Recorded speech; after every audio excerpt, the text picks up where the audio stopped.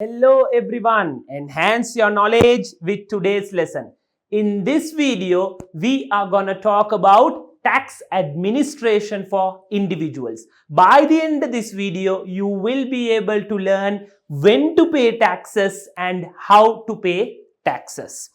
So first of all, what is self-assessment tax return? Now what is this? This is where you declare to the income tax department on how much tax you have paid, on what is your income, what is your capital gain, when you have paid taxes and all of these. So now you know what is self-assessment tax return is. And then the next one, due date for payment. Okay, so what is this? This is where when you need to pay the taxes by latest. So it is 31st January after the end of the year of assessment. Now what is this? So for example, now you are in 2029 and then your tax year ends in 2029 April. So when you need to pay taxes, when is the due date? It is 2030 January 31st. So now you know what is the due date for payments. And then the next one, what is payment on account? What is this? This is where you divide your tax payment into installments and then you pay the taxes.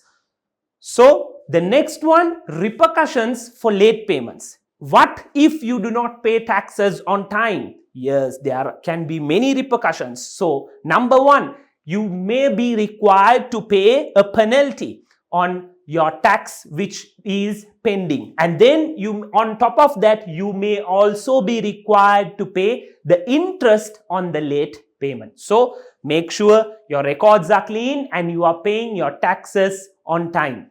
So the next one, maintaining records for tax purposes. For how long are you required to maintain your records? Yes, for now it is at least you may be required to maintain your records for 5 years. So it is very important. For example, now it is 2030. So you may be required to maintain your records at least for another 5 years. And then compliance checks and discovery assessments. Now what is this?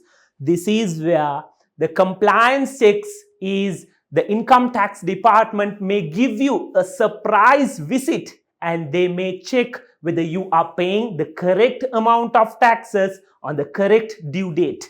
So this is their responsibility and they have all the right to come and check. So finally, appeals and disputes. What is this? Yes, if the income tax department says you have not paid such an amount, you have the right to appeal against it if you are willing, if you feel that you have paid taxes on time. Thank you so much for watching this video. If you feel you are more excited on this content, we will not disappoint you. We will be back next week with more exciting content. Thank you so much.